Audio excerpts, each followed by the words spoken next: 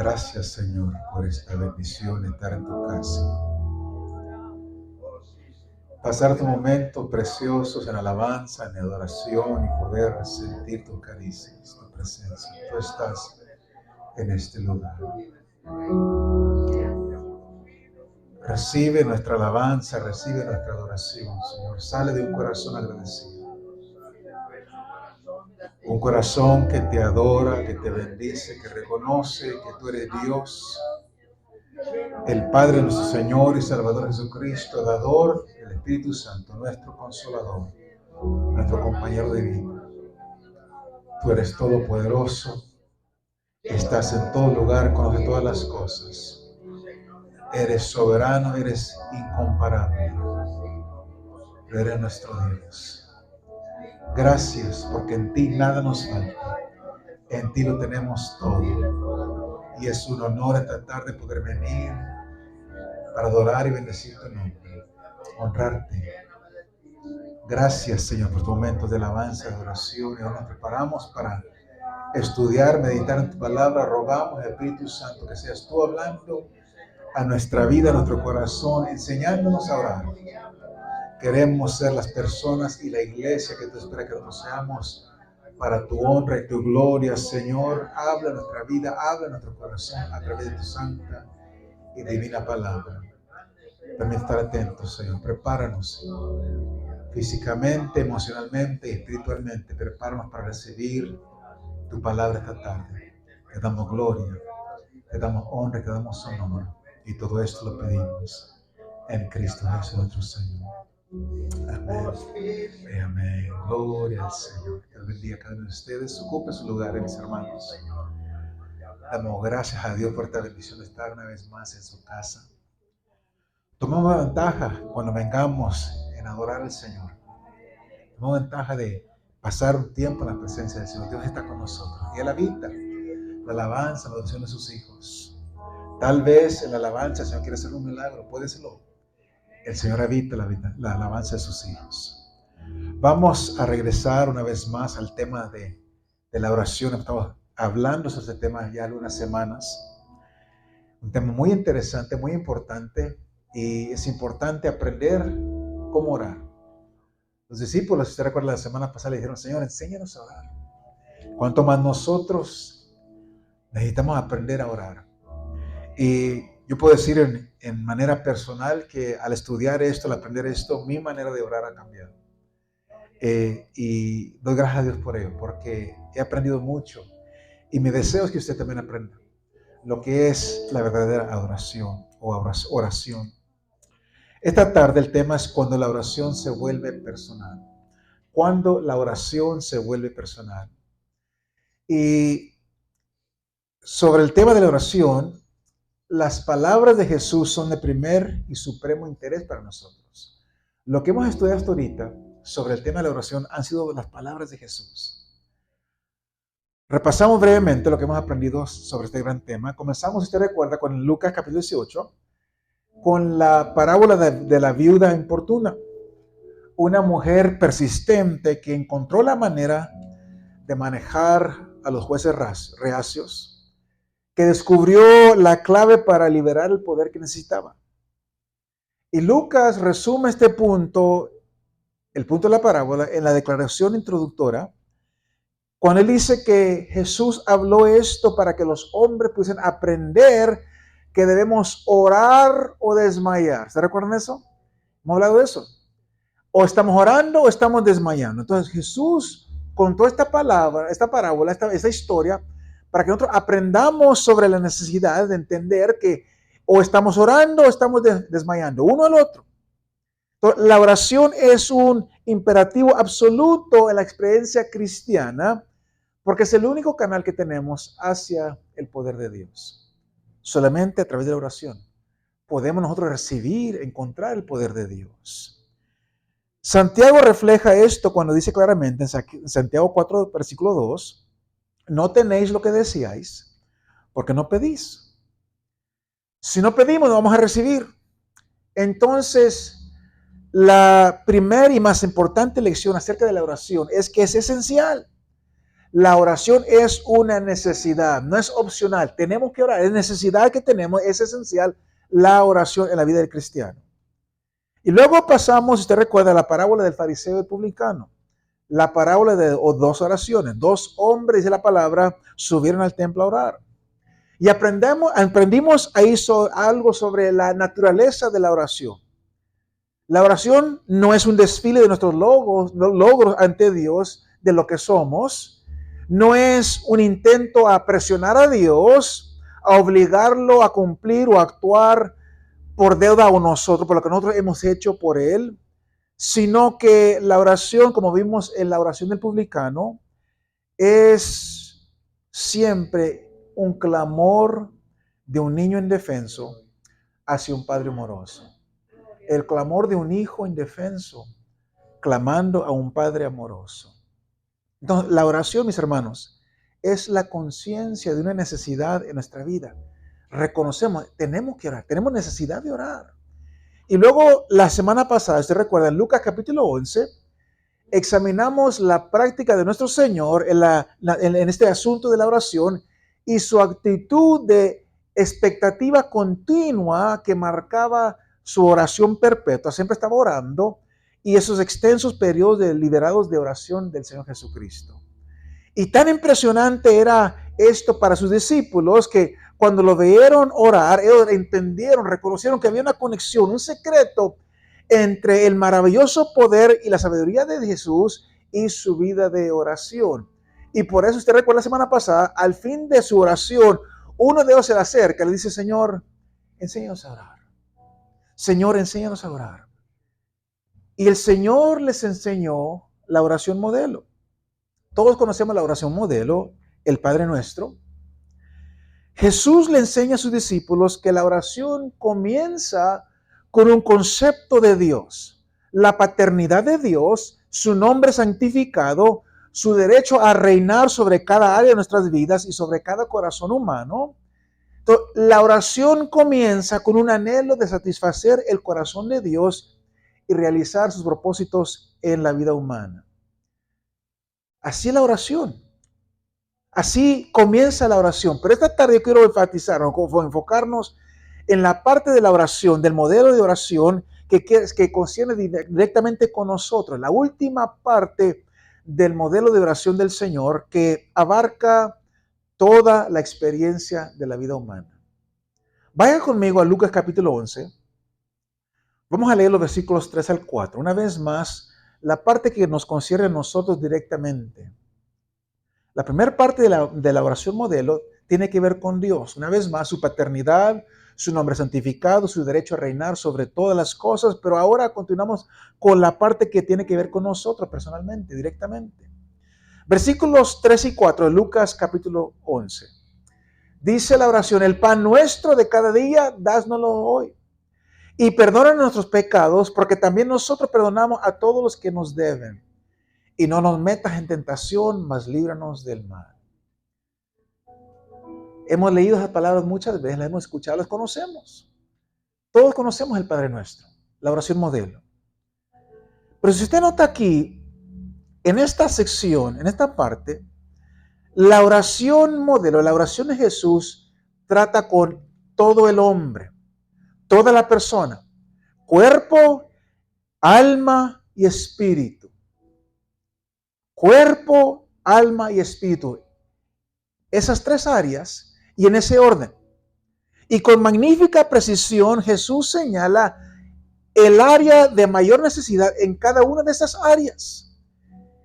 Es importante entender esto, mis hermanos, porque si nosotros entendemos esta oración correctamente y la oramos de la manera que debe de orarse, realmente no hay nada más que podemos decir. Porque esta maravillosa oración cubre cada aspecto de la vida humana. Algo maravilloso de la Biblia es cómo los escritores pudieron reducir a términos tan sencillos estos poderosos temas de la vida. Y los expresan en una sola palabra o en unas cuantas palabras para que nosotros podamos entender lo que significa.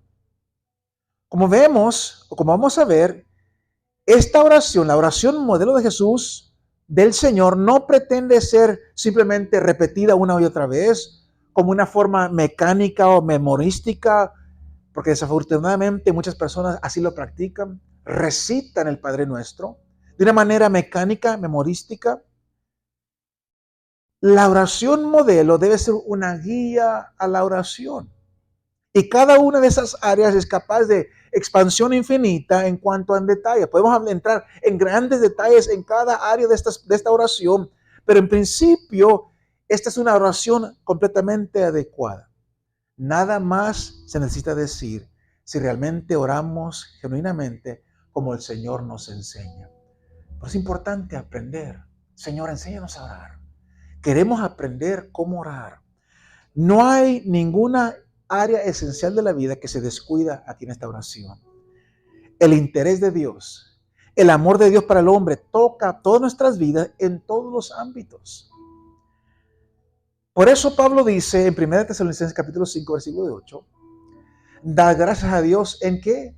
En todo, porque esta es la voluntad de Dios para con vosotros en Cristo Jesús. Dad gracias a Dios en todas las cosas. A Dios no nos escapa nada. Y en la oración, el modelo de oración, no se escapa nada tampoco. Entonces, da gracias a Dios en todo. Y Jesús comienza esta sección de oración con las necesidades del cuerpo. Primeramente, las necesidades del cuerpo. Es importante, una vez más, ver que aquí es donde comienza la oración. En este nivel, Dios, mis hermanos, diseñó el cuerpo humano. A Él le gusta el cuerpo. Entonces, es perfectamente correcto que oremos acerca de las necesidades del cuerpo. El pan aquí solamente es un símbolo de todas las necesidades de la vida física. Cuando aquí menciona el pan de cada día, dándolo hoy, está hablando más que solamente el pan. El pan representa todas las necesidades físicas que la vida física demanda. Refugio, bebida, agua, ropa, cualquier cosa que el cuerpo requiere, dice el Señor, que debemos pedirlo diariamente. La preocupación del Señor en esta área es que tengamos a nuestra disposición un suministro inmediato, un suministro ininterrumpido. Y por eso esta oración trata en este asunto cuando dice versículo 3, el pan nuestro de cada día, dánoslo hoy. Pero yo quiero que usted note algo. El único límite en esta oración es que nunca oremos por un almacén lleno durante el año. No, dice que oremos por un suministro para un día. El pan nuestro de cada día, no para todo el año, no, de cada día, dánoslo hoy. Ahora, le pregunto, nos preguntamos, ¿oramos realmente diariamente por nuestras necesidades físicas cada día? ¿Ora usted? Si usted es sincero con sí mismo, yo me hago la misma pregunta, ¿oramos nosotros diariamente por nuestras necesidades físicas? Oramos por el suministro de nuestra comida, nuestra ropa, nuestro refugio, todas las necesidades físicas de la vida. Nos tomamos el tiempo para pedirle a Dios por estas cosas y por darle gracias a Dios por estas cosas. Tal vez esta se ha convertido en una petición tan familiar que ha perdido el verdadero significado y no la tomamos en serio. Mire, escuche esto. Tal vez, yo estoy aprendiendo con ustedes, tal vez este pueda ser la área más flagrante y frecuente de la desobediencia cristiana. Tal vez en esto le estamos fallando al Señor. El Señor nos dijo que oremos el pan nuestro de cada día, dánoslo hoy. Ahora tal vez usted diga, pero pastor, yo oro yo oro antes de cada comida. Y yo también. Pero desafortunadamente, muchas veces nuestra oración es muy mecánica. Ahora no quiero ser negativo aquí, pero quiero que entendamos que hay una buena razón por la cual el Señor nos dice que oremos de esta manera. Es verdad que Dios conoce, que el Señor conoce nuestras necesidades. Jesús dijo en Mateo capítulo 6, versículo 8, vuestro Padre sabe que de estas cosas tenéis necesidad antes que vosotros las pidáis. Entonces, cuando el Señor dice el pan nuestro de cada día, dánoslo hoy, no lo hacemos, no oramos de esta manera para informarle a Dios sobre nuestras necesidades. Entonces, ¿qué sentido tiene orar de esta manera? Y la respuesta a esta pregunta realmente toca el valor central de la oración. Obviamente, la oración no es algo por el cual le informamos a Dios acerca de nuestras necesidades o para influir al Señor. No, la oración está diseñada para influir en nosotros. Somos nosotros que tenemos necesidad de este tipo de oración, no Dios. Nosotros tenemos necesidad de este tipo de oración. Por supuesto, Él conoce todo lo que nosotros necesitamos. Él conoce todo acerca de nosotros. Pero la oración es algo que nosotros necesitamos, mis hermanos. Dios no necesita que se le diga. Nosotros tenemos que decirle al Señor. Ese es el punto. Y si queremos ver por qué, pregúntese, ¿qué me pasa cuando descuido esta área de oración? Cuando descuido darle gracias a Dios o pedir al Señor por nuestro pan diario. ¿Sabe lo que sucede? Ocurre en la vida del cristiano, en el corazón del cristiano, un cambio lento y sutil. Cuando el cristiano no ora por las cosas materiales o no toma el tiempo para agradecerle a Dios por el suministro diario de alimento, refugio, vestimenta, algo sucede. Un cambio lento y sutil. Lo que sucede es que comenzamos a tomar por sentado estas cosas y gradualmente caemos en el engaño que podemos nosotros proveer estas necesidades por nosotros mismos. Comenzamos a olvidarnos de dar gracias a Dios, de reconocer que es Dios que nos suple todas estas cosas. Nos poseemos de una vanidad increíble que nuestra sabiduría, nuestras habilidades han hecho estas cosas posibles, que podemos suplir estas cosas sin la ayuda de Dios. Y cuando comenzamos a pensar de esa manera, encontramos que el orgullo crece dentro de nosotros y viene un tipo de ceguera que nos apodera y esa ceguera oscurece nuestra visión espiritual y nos volvemos de mal humor, inquietos, deprimidos. ¿Cómo es esto? Bueno, hay un ejemplo muy vívido, muy especial en la Biblia que describe este tipo de pensamiento. En el libro de Daniel encontramos la historia del rey Nabucodonosor, el monarca orgulloso de Babilonia, el rey más grande de la nación más grande de su época. Y dice la palabra del Señor que él un día salió de su palacio en Babilonia y miró hacia toda la ciudad y dijo estas palabras, Daniel capítulo 4, versículo 30. Hizo esta pregunta: ¿no es esta la gran Babilonia que yo edifiqué para casa real con la fuerza de mi poder y para gloria de mi majestad? Se estaba deleitando en lo que él pensaba eran sus poderes inherentes a él mismo, mediante de los cuales todo esto había sucedido. Y al resultado de esta desafiante asunción, Dios trajo sobre él el juicio de la bestialidad. Él se convirtió en una bestia. Él comía zacate en los campos como un animal. Que simplemente la manera dramática de Dios de decir que la ingratitud causa que los hombres se conviertan como animales, como bestias. Nosotros tenemos necesidad de darle gracias a Dios. Somos nosotros que debemos siempre recordarnos a nosotros mismos que todo lo que tenemos viene de la mano de Dios y que fácilmente Él puede cerrar su mano de bendición. Es solamente su gracia, su bondad que hace fluir sin obstáculos estas cosas para nosotros. Entonces, la única manera que podemos evitar este terrible pecado de ingratitud es orar diariamente como el Señor nos dice: Señor, el pan nuestro de cada día, dánoslo hoy. No olvidarnos de orar por las cosas materiales. La segunda petición de esta oración ahora se mueve a la área de las relaciones humanas. Nuestra vida consciente, nuestra emoción, nuestro intelecto, nuestra voluntad, en otras palabras, nuestra alma. Primeramente lo físico, ahora el alma del hombre. Inmediatamente aquí el Señor toca lo central una vez más en esta área de la vida. El perdón. Versículo 4. Y perdónanos nuestros pecados, porque también nosotros perdonamos a todos los que nos deben. Y encontramos aquí la necesidad de una conciencia limpia, un sentir de paz, de descanso con Dios y con el hombre. Y esto es lo central en el área de esta vida, en esta área de la vida. Aquí es donde el desorden emocional en nuestra vida cobra un precio muy mortal. Hay síntomas, mis hermanos, físicos que vienen del desarreglo en nuestra vida emocional. Cuando nuestra vida emocional está en desarreglo, hay síntomas físicos que surgen. Las palpitaciones del corazón, la dificultad de respirar, migrañas punzantes que parecen rompernos el cráneo, tartamudeos, compulsiones nerviosas, toda serie de reacciones vagas y indefinidas vienen porque hay algo que está fallando, que está mal en el alma de la persona. Y no he mencionado aún los síntomas mentales, depresiones, miedos, inseguridades irracionales, el shock físico que podemos sufrir. ¿De dónde vienen todos estos demonios?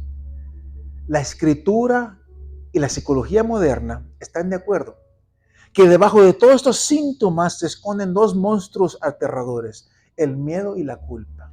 Wow. La Biblia lo dice, pero también la psicología moderna dice que detrás de todos estos problemas emocionales está el miedo y la culpa. Si pudiesen solamente encontrar una manera de matar estos dragones, toda la atmósfera emocional de nuestra vida llegaría o pasaría a la paz.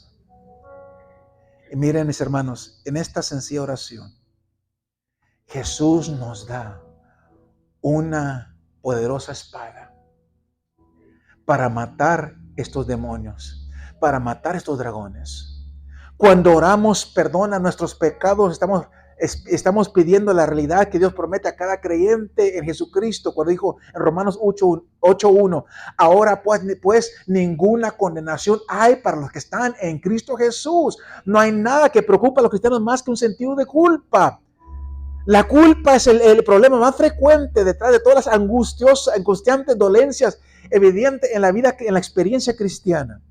Pero en esta sencilla oración está la respuesta completa, porque si nos aferramos al perdón de Dios, sabemos que no hay nada que puede estar entre nosotros y el Señor. Nuestro corazón está completamente libre ante Él y el resultado es una sensación de paz. Encontramos la paz verdadera. Un maravilloso sentir de descanso se apodera de nuestra vida.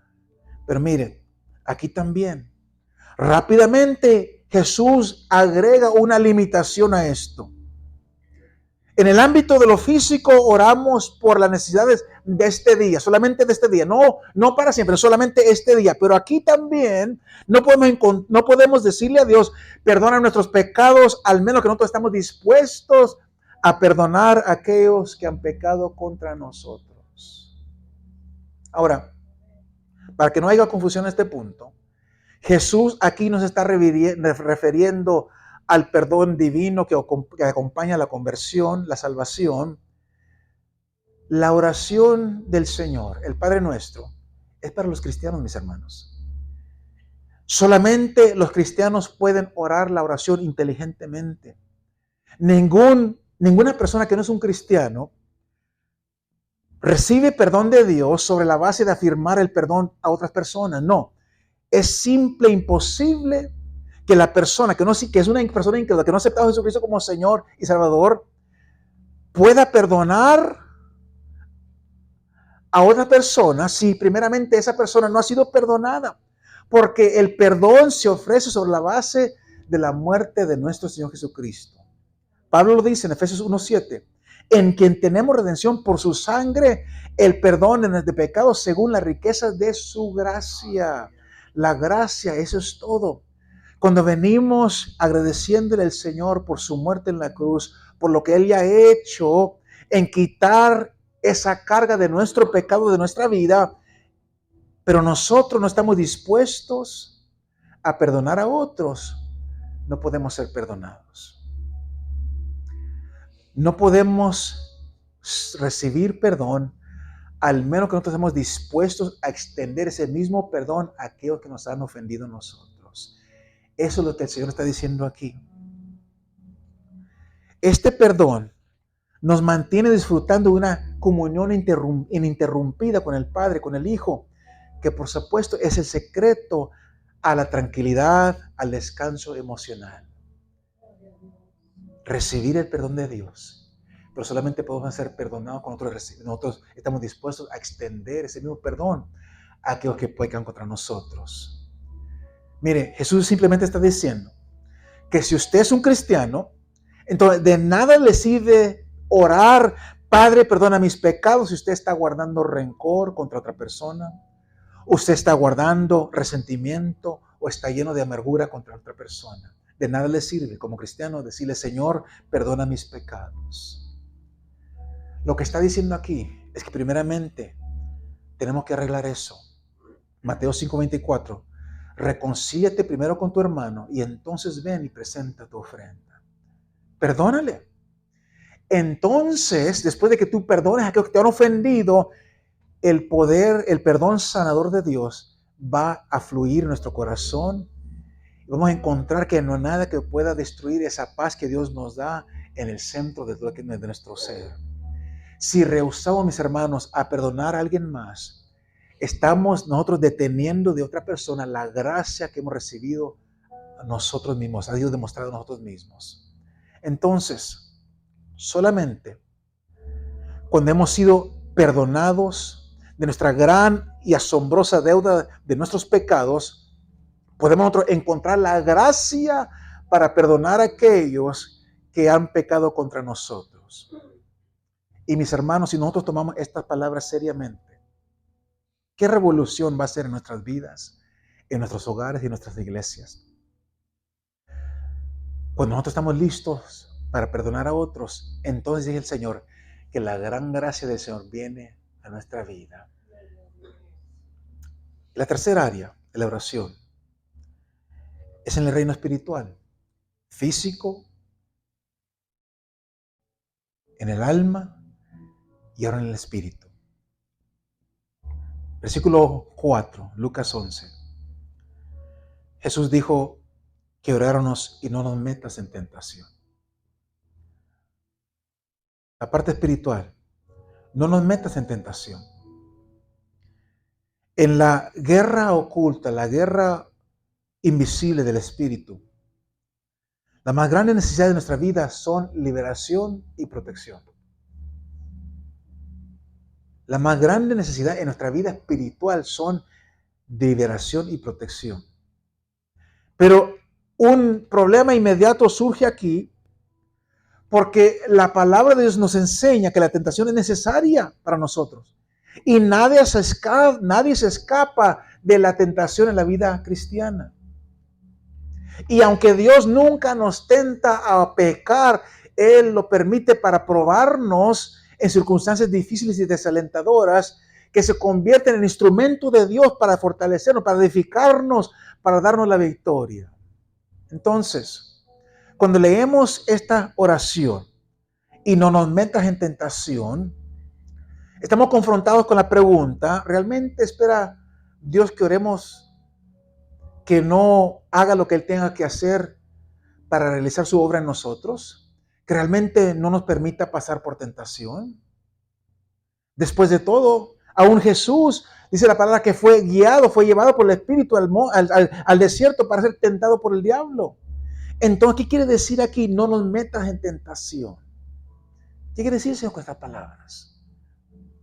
Lo que el Señor está diciendo aquí es que esta es una oración que debe mantenernos lejos de la tentación no reconocida. Lejos de la tentación no reconocida. Porque cuando la tentación es reconocida, podemos resistirla. Y cuando resistimos, siempre se convierte en una fuente de fuerza, de crecimiento en nuestra vida. Pero la tentación no siempre es tan sencilla. Hay veces, mis hermanos, cuando yo pienso que estoy correcto y con sinceridad e integridad de corazón hago lo que creo que es correcto, pero después me doy cuenta que lo que hice estaba trágicamente y horriblemente equivocado.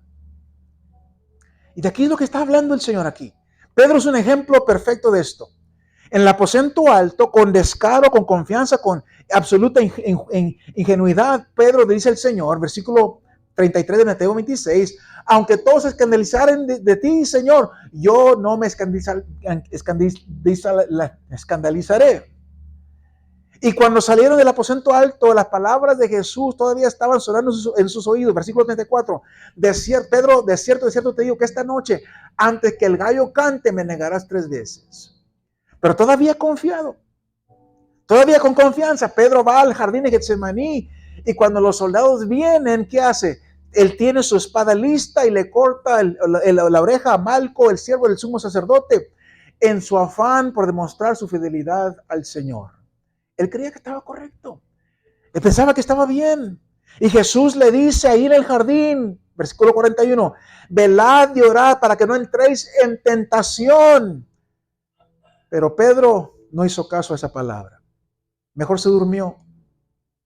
Dice la historia que el Señor vino una vez más y lo despertó y le pide que ore, no por el Señor, sino que ore por sí mismo. Ora por ti mismo, Pedro. Pero Pedro no oró. Y cuando vino a la corte del sumo sacerdote y estaba ante el fuego ahí calentándose, Satanás lo toma y lo escurre como un trapo de cocina. Y allí maldiciendo y jurando, Pedro se encuentra atrapado y niega al Señor. Y al realizar lo que había hecho, dice la palabra que él salió en la oscuridad de la noche y lloró amargamente. A eso es lo que se refiere aquí el Señor en esta frase. Esta oración es el reconocimiento de nuestra debilidad, de nuestra tendencia a caer en ceguedad. Es por eso, mis hermanos, que es necesario orar de la manera que el Señor nos ha indicado. Que nosotros, como dijimos la semana pasada, le dijimos, Señor, enséñanos a orar. Porque no sabemos. El Señor nos ha dado un modelo para seguir. Y si usted puede ver, toda área de nuestra vida está ahí en esas simples palabras. Pues tenemos que nosotros aprender a orar de esa manera. Que el Señor se encargue de estas cosas. Lo físico, lo emocional y lo espiritual. Estas 3 peticiones reflejan una gran verdad que Jesús quiere impresionar sobre nosotros. Y es que para siempre estamos en necesidad. We are forever in need. Cuerpo, alma y espíritu. We are forever in need. Body, soul and spirit. Siempre estamos en necesidad. Cuerpo, alma y espíritu. Y solamente cuando caminamos paso a paso, en ese sentido continuo de dependencia del Dios vivo, podemos satisfacer adecuadamente estas necesidades. Así como aprendimos la semana pasada, Jesús continuamente reconocía, todo lo hace el Padre, yo no hago nada, todo tengo necesidad del Padre. Así nosotros también tenemos que aprender, mis hermanos, a reconocer que no somos nada sin Dios, sin el Padre, no somos nada sin la oración. Por eso es necesario orar. La oración es una necesidad, no es un lujo, no es una obligación, es una necesidad que nosotros tenemos que orar, mis hermanos. Cuando fallamos en orar esta simple oración desde nuestro corazón, en las palabras que nosotros escojamos, nos estamos exponiendo a las perturbaciones, disgustos y fracasos que vienen, que son innecesarios de nuestra vida. ¿Por qué? ¿Por qué vienen estas cosas? Porque fallamos en obedecer al Señor. No temamos por alto la importancia de la oración en nuestra vida espiritual, mis hermanos. En nuestra vida física, emocional, espiritual, en todas las áreas de nuestra vida, tenemos que orar, clamar a Dios. Señor, enséñanos a orar. Enséñanos a orar. Mi anhelo, mi deseo es que aprendamos, mis hermanos, a orar de la manera que el Señor nos está enseñando. Porque solamente así podemos tocar el corazón de Dios. Y el Señor va a responder a nuestras oraciones. Incline su rostro. Padre Celestial, una vez más, tú nos hablas acerca de la oración. Un tema de suma importancia para cada uno de nosotros. En la vida cristiana, una necesidad. Gracias porque nos has dado un modelo para seguir. Y como vemos a través de tu palabra esta tarde, nada falta. Tú has cubrido todas las áreas de nuestra vida, físicamente, emocionalmente, espiritualmente.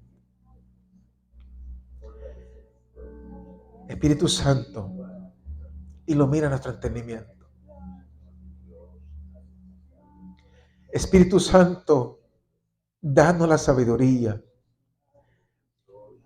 para orar siguiendo el modelo que Jesús nos dejó, nos enseñó.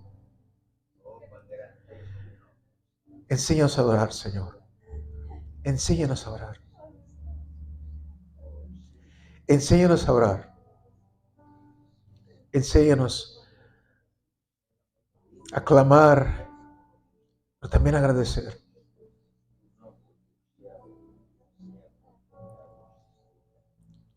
Espíritu Santo, habla nuestra vida, a nuestro corazón. Que aprendamos cómo a clamar, a orar, a interceder. La manera que tú esperas, Señor. Que en todo estemos agradecidos, pero que nos reconozcamos que sin ti nada somos. Si Jesucristo mismo dijo que sin el Padre Él no era nada, que nosotros reconozcamos que sin Jesús nada somos. Te ruego, Señor, que a través de estas enseñanzas tú moldees nuestra vida de oración. Te ruego, Señor, que así como has transformado mi vida de oración, tú lo hagas en la vida de mis hermanos.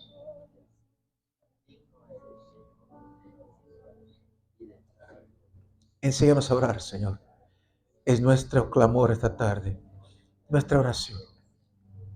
Que podamos nosotros tocar el corazón de nuestro Señor. Te damos honra, te damos gloria y te damos honor. Gracias por tu palabra esta tarde. Te adoramos, te alabamos y te bendecimos. Sigue transformando nuestras vidas. Sigue ministrando nuestros corazones. Sigue transformándonos hacia las personas que tú quieras que nosotros seamos.